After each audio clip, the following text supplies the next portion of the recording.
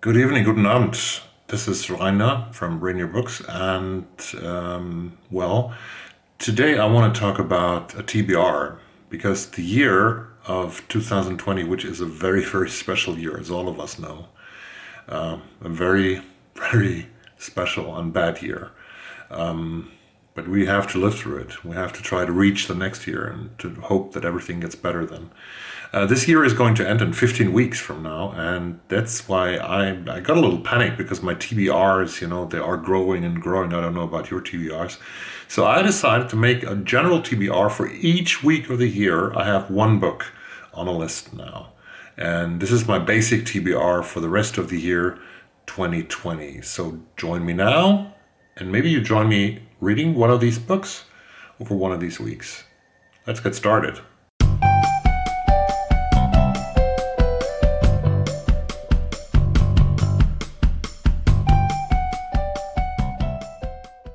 Well, I thought that we have 15 weeks left in the year of 2020, and this week is week number 40. Week number 40 in Sweden and everywhere around the world where we have this kind of calendar. And so I have to start reading the books that I wanted to read. And I actually wanted to try to follow the National Book Award and do something beautifully as Kieran from Katie Books has done in the UK, that he sort of followed. He read all the Booker longlisted books as a buddy read with other people, and it was beautiful to see that, to watch that. But it's impossible for me because I wouldn't get the books in time. We have the shortlist, both of the National Book Award and of the Scotiabank Gillett Prize, coming out in the beginning of October, on October 5 and October 6. I think the shortlist will be arriving, and then those books will be reduced to half of the amount, half of the numbers that they are now. And then a month later, we have the winners. So it's impossible for me to read all the books until then, because the delivery time for books, if I don't buy ebooks, is pretty long from the UK right now to Sweden because of the pandemic. So I made myself a TBR until the rest of the year. Realistically, I can read not more than one book per week. That's what I can manage, so to speak. I just finished Five Little Indians last night, actually. I started a new one now. And this the new book that I read in the week from the 1st of September until the 27th is Read Live by Brendan Taylor. I have to deliver that book to the library in, about 10 days, 11 days from now. And so I'm in a hurry to read that. And I have started reading Real Life by Brendan Taylor, which is nominated for the shortlist for the Booker Prize. And this is really, it's some kind of campus, it's what you call campus novel about a black man from the Midwest. His name is Wallace, studying science, and his past, and I don't know so much about actually what's happening there, but I really like the start of the novel. Then I will continue the week number 41 from September 28th to the October 4th by reading Hamnet by Maggie O'Farrell. I actually heard that Hamnet by Maggie O'Farrell will be called Hamnet and Judith in not the Canadian translation, but in the Canadian edition of the book by HarperCollins, which is a bit strange, isn't it? The third novel, speaking about Canada, is not so far. I think the third novel is about an American state that borders, actually, has a border to Canada. No, it doesn't have a border to Canada. It has a border to Oregon and to Washington State. It's Idaho, by Emily Ruskovich. And I actually found out Karen has read that book a couple of years ago, and I also heard that Britta Böhler has read that book and has reviewed it on her channel. I am very curious now because I found out a little bit more about Idaho, not about the state, but about the novel. The novel has won one of the most renowned literature awards in the world, the Dublin Literary Award in 2019. Emily Ruskovich and Idaho has won that. And this actually is an award that has a long list for 2020 that I might make another video about in the future. But this is a very interesting literary award because it doesn't... the books have to be in English, but they can be translated into English. They can have they've kind of been written in English, and they can be a little bit older. And this is actually an award that is pretty much done by libraries all over the world who have the right to nominate books for the Dublin Literary Award. And Emily Ruskovich won for Idaho. This is about a couple living in Idaho, in the nature. I love novels and literature that has to do with nature, especially with nature like the one in Idaho, I think, although I've never been there. But I might go there. I want to go to Boise, and outside Boise. I continue on. I'm still waiting for my Richard Ford project to start. Those of you who follow all my videos have probably seen and heard that I want to read Richard Ford's work, his novels and his short stories.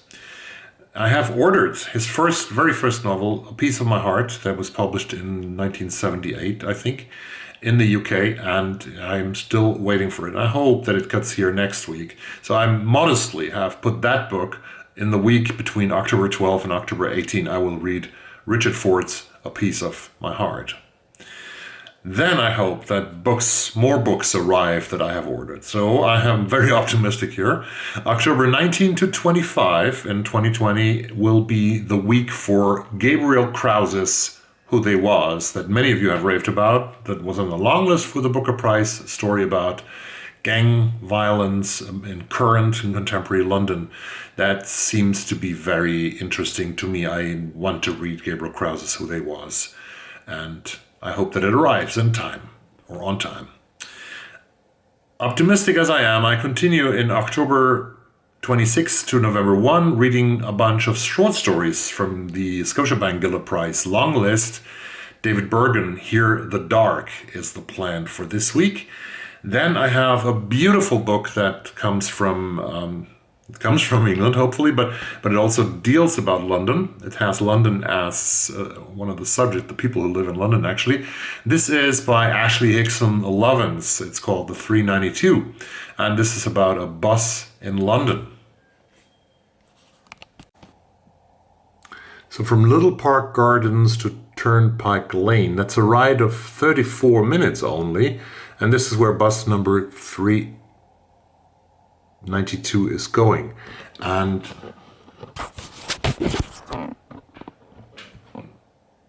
why am I so yellow now? I'm totally yellow. No, it's better. And in this book by Ashley Hickson-Lovence is dealing with people who ride on the bus 392. And I promise, when I read that book next year, I hopefully can go to London again. I hope so. I hope that so much. I would love to go to London again. Then I will take a ride on bus number 392. It would be cool to get a signed copy of the book by the bus driver. That's 392 by Ashley Hickson-Lovence in the November 2 to November 8 week. Then I have November 9 to 15. 2020 plan is to read National Book Awarded National Book Longlisted Vanessa Veselka, The Great Offshore-Grounds. Then I come to Richard Ford again, November 16 to 22 with his second novel, The Ultimate Good Luck. Continue with Charles Yu, Interior Chinatown, November 23 to November 29. To jump right into, I think, the 500 pages of Christopher Beha or Beha's The Index of Self-Destruction Acts, November 30 to December 5. Then I will pick up a children's Bible by Lydia Millet, December 6 to December 13. Then it's time for Then it's time to Richard Ford again. And this will be the Sportswriter then in December. And then I will already have also Leave the World Behind by Rumaan, which might have won the National Book Award at that time. We don't know, but we will know when I read the book. And the last book, which will take me into the next year, is a non-fiction book that I actually discovered yesterday, and that was published in the UK, and I have already ordered it because it's an issue that is really interesting to me, and because I always see the homeless people everywhere I go. I saw them in the US, and it was horrible in Portland around the Greyhound station, around the railway station, how people live and how we allow that people are so poor and without a home in our cities, and that we don't help them to get something where they can stay, where they can live, care about their mental health problems, care about their issues, and really help them to live a decent life with a home. A home should be the right of everyone. And there's a very important book that has come out this week in the UK by Maeve McClanahan. It's called No Fixed Abode, Life and Death Among the UK's Forgotten Homeless. And that's what I actually saw last year when I visited the UK for the last time. When I went to London and Brighton, I have never seen so much homeless people in the UK.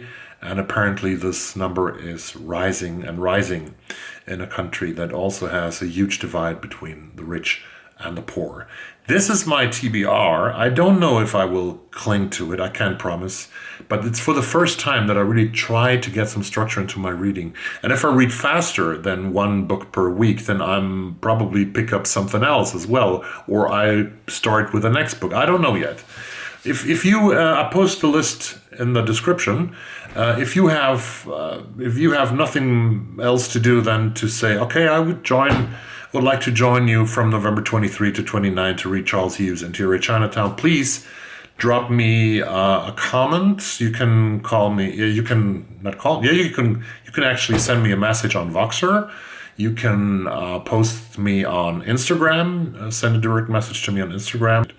So this was the TBR. I don't know if I will make it. I will try to give my best. This would be 15 books until the rest of the year 2020. Thank you very much for watching this. As always, stay safe. Have a great evening. Thank you. Bye-bye.